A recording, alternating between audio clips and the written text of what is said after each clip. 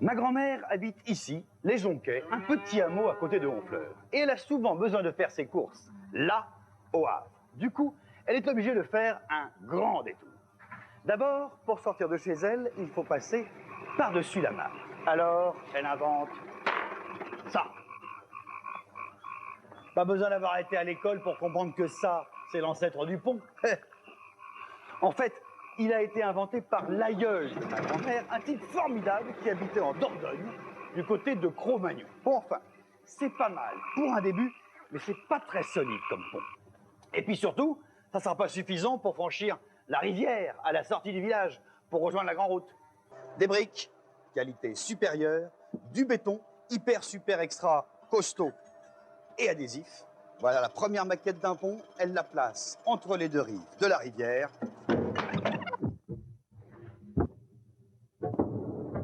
Et ça casse. Vous connaissez ma grand-mère, ça n'est pas le genre à s'arrêter sur un échec. Elle réfléchit, elle cherche, et c'est à l'école qu'elle trouve la solution. D'abord, en tripotant son double décimètre pour en faire une autre maquette de pont. En un peu plus grand, ça donne ça. C'est toujours aussi souple, c'est même trop souple, ça plie, ça casse ou ça tombe, en tout cas ça ne marche pas. La même règle est placée cette fois-ci comme ceci, devient d'un seul coup solide, beaucoup plus solide même. Autre moyen pour ma grand-mère de vérifier ses dires, c'est à la fin des cours, en jouant à bloquer le passage à ses petites copines. Quand beaucoup de gens poussent derrière vous et que vous voulez les empêcher de passer, si vous êtes comme ceci, vous lâchez prise assez rapidement. Si en revanche, vous vous mettez comme ça, ils auront beau être très nombreux, très costauds, très solides, ils ne passeront pas. Comme ça, vous vous agrippez à la porte et vous lâchez prise assez vite. Comme ça, au contraire, vous vous appuyez sur la porte. Et il faudrait que le chambranle ou que vos omoplates s'écrabouillent, vous passerez pas. Ma grand-mère se dit que ce qui marche pour des gens devrait marcher aussi pour des camions, pour des locomotives. Et elle met au point cette maquette. Voici un morceau de carton encore moins solide que la règle d'écolière de ma grand-mère. J'en fais une arche, une courbe, sur laquelle je vais ensuite m'appuyer régulièrement. Ma grand-mère vient d'inventer le pont à arche unique. La locomotive, et c'est parti. Là, je l'ai fait en carton, mais j'aurais très bien pu le faire en bois, en métal ou encore en briques. Tiens, se dit ma grand-mère, et pourquoi pas carrément en pierre. Voici un bâti en bois. C'est du pas solide, c'est du provisoire, ça me servira uniquement à la construction. Une sorte d'échafaudage en quelque sorte, de châssis que j'enlèverai ensuite.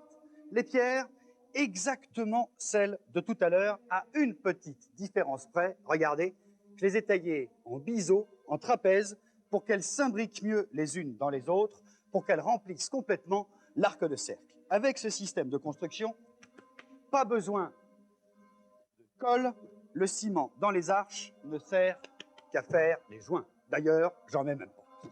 Voilà. Et voici maintenant la dernière pierre de cette magnifique construction. Ça s'appelle une clé de voûte. Vous êtes prêts? Attention, on y va. 1, 2. Et voilà. Ça s'appelle une voûte, une arche. Ça fait, entre autres, des cathédrales.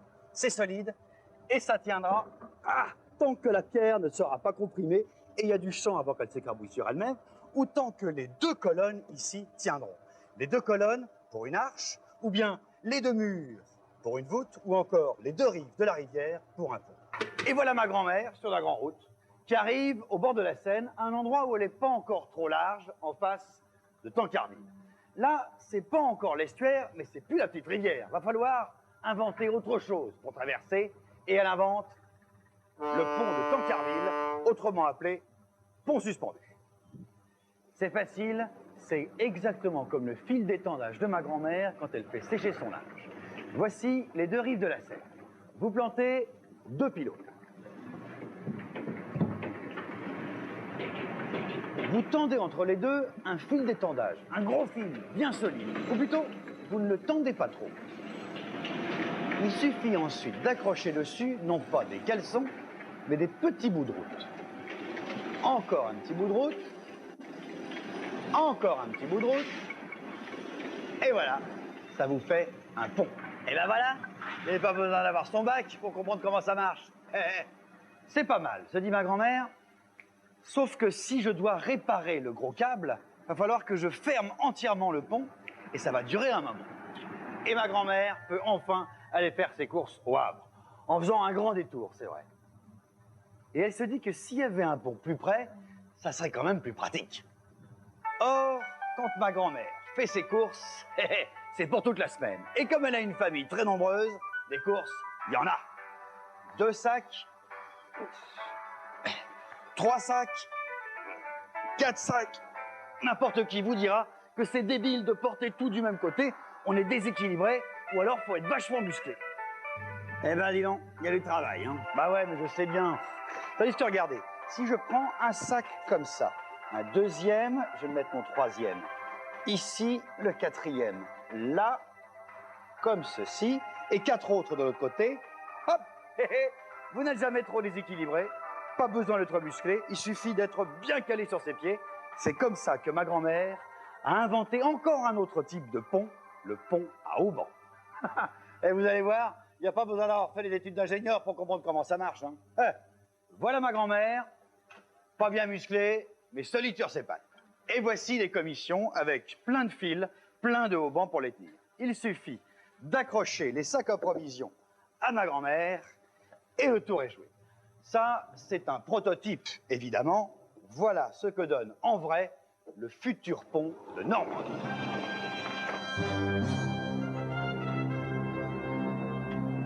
Voilà la scène.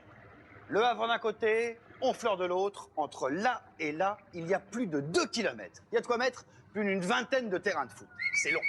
Alors ma grand-mère décide de mettre non pas 1, mais 2 pilotes.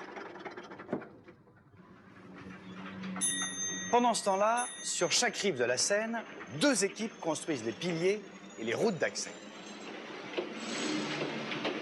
Premier problème, ça n'était pas sur le pont lui-même, sur la partie centrale, c'était sur les viaducs d'accès. Il fallait que la route sur ces piles soit la plus solide possible, qu'elle tienne bien. Réponse de ma grand-mère ingénieure, yaka. Yaka l'affaire d'un bloc en béton, d'un seul tenant. Sauf que de là à là, il y a plus de 700 mètres. Et c'est comme d'habitude chez elle, en faisant la cuisine, qu'elle a trouvé la solution. En faisant des pâtes fraîches, en se fabriquant des lasagnes façon d'Iscariotti. Parce que même la pâte, c'est plus solide d'un seul tenant plutôt qu'en petits bouts collés les uns aux autres. Et elle décide d'implanter non pas une machine à pâte, mais une machine à route sur le chantier lui-même. Voilà l'usine qui crée en continu la route en béton. Ça avance au fur et à mesure que ça sèche. Arrivée à la première pile du premier pont, elle met en place non pas des roulettes, mais ce système d'une simplicité limpide. Explication. Voilà notre usine à béton qui crée en continu une route. Arrivée sur la première pile du viaduc, effectivement, elle repose sur un chariot à roulettes. La route avance d'une vingtaine de centimètres. Arrivée en bout de course, d'énormes vérins soulèvent la route en vraie grandeur de 1 cm seulement. Les chariots font marche arrière, les vérins s'abaissent, la route repose sur les chariots, la route avance de 20 cm et on recommence l'opération.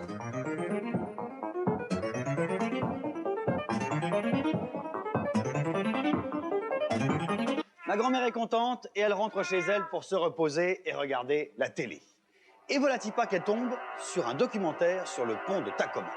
Le fameux pont de Tacoma aux États-Unis qui, en avril 1940, dès qu'il y avait un peu de vent, a commencé à bouger dans tous les sens, à vibrer comme une corde de guitare. Et qui, dès qu'il y a eu plus de vent, s'est tordu dans tous les sens jusqu'à se rompre. Embêtant, se dit ma grand-mère, très embêtant même, j'ai pas du tout envie que mon pont de Normandie se casse la figure. Elle réfléchit quelques nanosecondes et elle trouve la solution. Le pont de Tacoma, même si en coupe ça ressemble à une boîte à chaussures, se comportait en plein vent comme une aile d'avion. Or, que fait un avion quand du vent arrive sur lui, par exemple quand il est sur une piste et qu'il reçoit plein de vent, il se soulève, il décolle.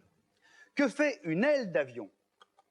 Quand de l'air, quand du vent arrive sur elle, elle se soulève.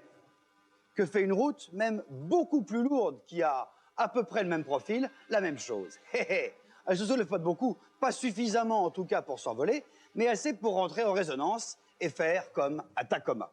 L'idée géniale de ma grand-mère est toute simple. La route du pont de Normandie aura la forme d'une aile d'avion, mais d'une aile d'avion à l'envers. Comme ça, plus il y a de vent, plus son pont est stable. Voilà le profil de la route étudiée en soufflerie. Les haubans, eux aussi, sont profilés. On a même mis, regardez, des amortisseurs. Ça, c'est ce que ma grand-mère appelle des aiguilles pour empêcher les haubans de vibrer. Ces aiguilles sont les plus fins filins de tout l'ensemble. En vrai, les 184 haubans sont 16 fois plus gros que cela. Que je sache, il n'y a jamais eu de vent force 12 dans la vallée de la Seine, mais même si demain une tempête de force 20 se déclenchait avec des vents allés de 250 km à l'heure, le pont tiendrait.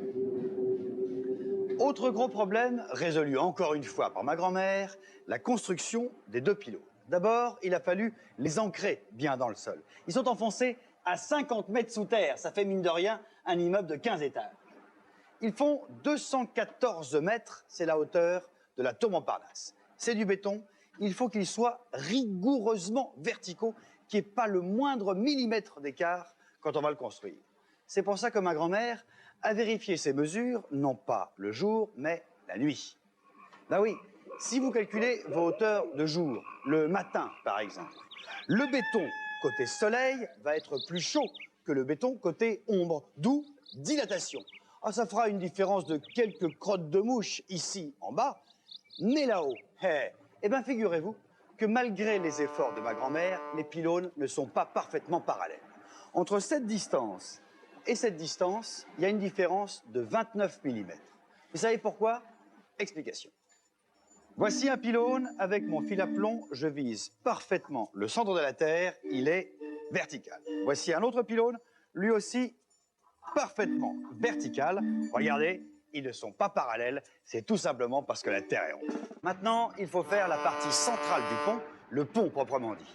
Alors, sur cette petite passerelle, sur ce petit parapet, elle va se monter une bétonneuse et elle va commencer à créer un petit bout de route. Et pendant que ça sèche, et surtout pour que jamais son pylône ne soit déséquilibré, pour que jamais il y ait une différence de poids trop importante d'un côté par rapport à l'autre, elle crée le même petit bout de route de l'autre côté. Un petit bout de route d'un côté, un petit bout de route de l'autre, et quand la flèche devient trop importante, quand ça risquerait de se casser la figure sous son propre poids, elle met un hauban. Elle accroche son bout de route au pylône. Et on recommence l'opération. L'autre équipe, naturellement, fait la même chose de l'autre côté de la Seine. Ça s'appelle l'encorbellement, comme la corbeille de ma grand-mère quand elle fait ses courses.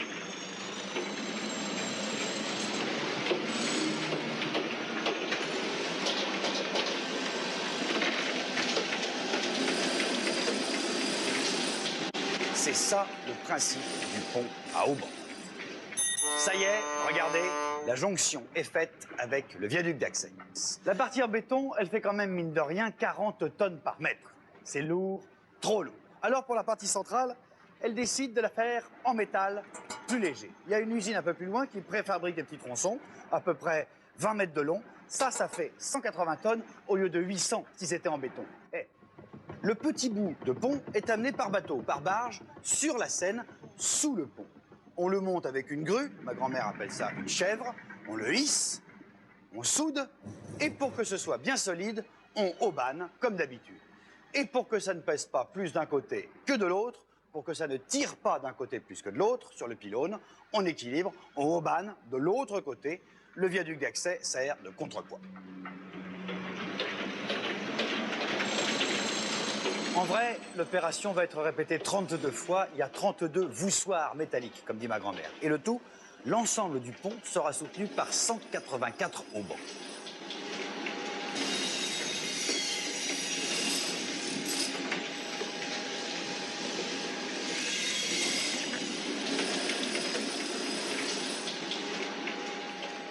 Ça y est, enfin, ça y est, presque. Il ne reste plus que le dernier maillon, la clé de voûte, pourrait-on dire. Voilà, le pont est terminé.